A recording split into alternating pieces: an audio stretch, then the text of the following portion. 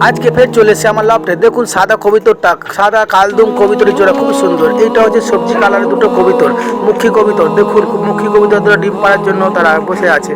আবার এদিকে দেখুন দুটো কি সুন্দর, একটা সবজি কালারের আর একটা হচ্ছে ছাই কালারের কবিতর। এই কবিতর দুটো এত ভালো, খুব ডিগবাজি খেলতে পারে। দেখুন এর খুব সুন্দর আওয়াজ, এর নটা খুব আওয়াজ করে।